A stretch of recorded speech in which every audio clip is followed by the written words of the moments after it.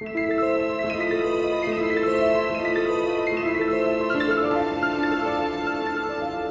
guys, Jason here with another review.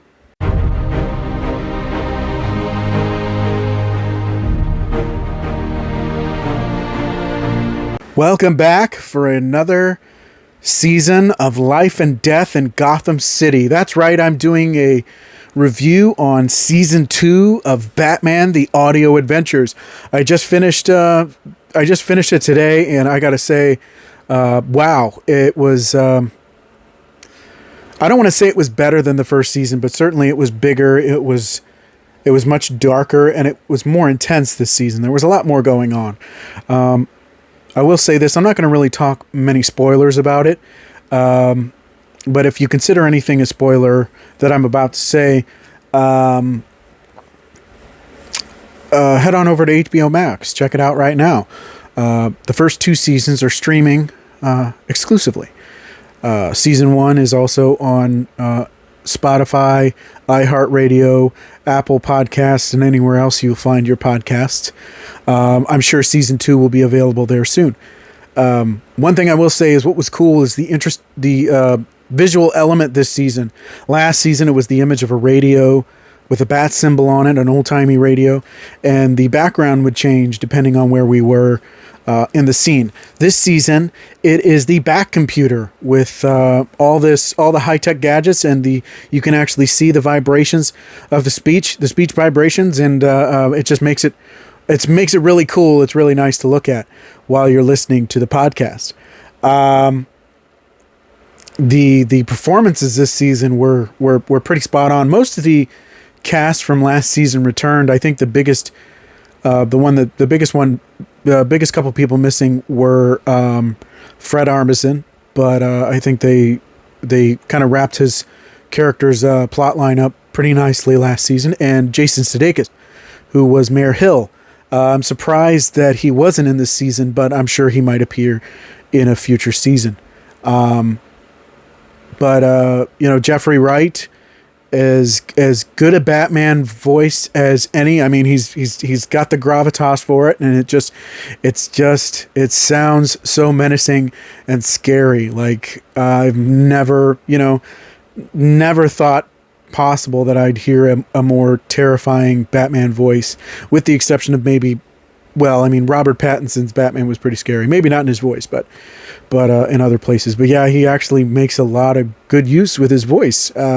Jeffrey Wright does. Rosario Dawson as Catwoman in the most no-brainer casting of the century. She's just perfect. Bobby Moynihan reprises his role as the Penguin, kind of channeling a bit of Burgess Meredith. Also does the voice of Batmite this season. I don't want to give anything away, but it's interesting how they fit Batmite in there. You might, true Batman fans will really appreciate it. Appreciate the inclusion of Batmite, and it is a very creative way, because this is sort of grounded, even though there are some weird, fantastical things that happen in this version of Gotham City. It is a little, it's quite grounded. It's kind of Batman the Animated Series grounded, where, they use loose sci-fi science as opposed to like magic and whatever. So yeah, that was pretty interesting. Ike Barinholtz as Two-Face. He really does that duality quite well, and I really, really liked his performance. John Leguizamo as the Riddler. He was my favorite part of Season 1, so I was very happy that he came back for Season 2. Brett Spiner as the Joker, which was, another fun carryover from last season. Melissa Villaseñor as Robin again. She adds tries to add a bit more like baritone to her voice to sound much like she brings it a bit deeper than she did last season. I guess last season she was trying to sound more plucky, more like the Silver Age Robin would, and this time she's trying to go for a more, gruff, stern, serious Robin, which I thought was interesting. Which is an interesting take. I mean, it's still the same voice, but it has a little bit more of a baritone to it. But I thought that was nice. Kenan Thompson as Commissioner Jim Gordon. Always, he was great last season, and he's good this season. So there were some new players, some new talent this season that they brought in. Couple of the big ones were Gillian Jacobs as Harley Quinn. And man, I mean, she does a really good job with the voice of Harley Quinn. I was like, wow, like that sounded a lot like Arlene Sorkin, the classic original Harley Quinn, and man, it was like duh, I only thought of her from Community and Rick and Morty. I never really thought that she would be a good fit for Harley Quinn, but then it just kind of makes sense, and she plays it off so well with such just zany hilarity. It's awesome. And Bradley Whitford from The West Wing is the voice of the Scarecrow, and there was an interpretation of the Scarecrow in Batman the Animated Series, the revamp episodes, that was pretty terrifying because it was kind of done with a whisper. Bradley Whitford really makes the Scarecrow genuinely scary. I mean, there are moments in this I was like, wow, like it goes dark. It goes pretty dark with how scary, with how terrifying the Scarecrow is. But man, it was so good. It was so cool. Everything just, the references, the Easter eggs, and just some of the callbacks to the first season I thought were really hilarious. Oh, and someone else I forgot, of course. How could I forget the narrator, Chris Parnell? If Chris Parnell narrated my life, as long as I lived, for the rest of my life, I would be so happy. I mean, he's like the ideal narrator in this show, and it's fantastic. Oh, and Seth Meyers as the voice of Jack Ryder, which they alluded to some references to his alter ego. Anyone who's read comics who's read the comics and seen Batman the Animated Series know what happens to Jack Ryder. It's funny that they do make some references to that in the show. I won't tell you how, but it is quite funny.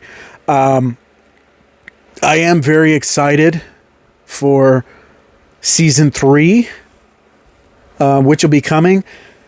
That's the one thing about this season that was definitely different from the last season. Last season, things kind of wrapped up pretty nicely. The Joker's big plot and the finale was pretty well wrapped up, but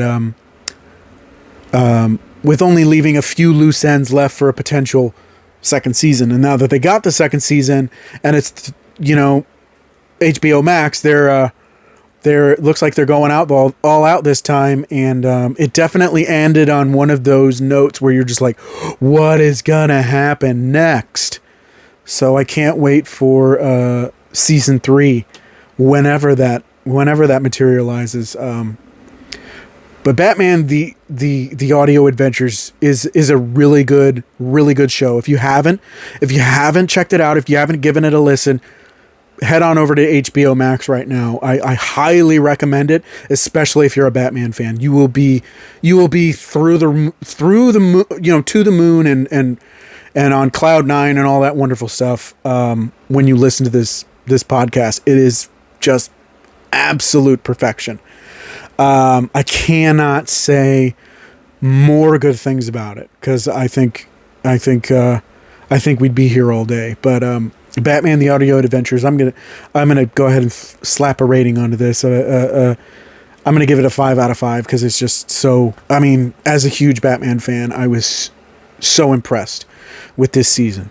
Let me know what you thought of Batman: The Audio Adventures season 2. Are you looking forward to season 3 just as much as I am? It's coming. Don't forget to like, share, subscribe, click that notification bell to get updates on all my future videos. Thank you so much for watching. As always, I really do appreciate it, and I will see you on the next one. Bye.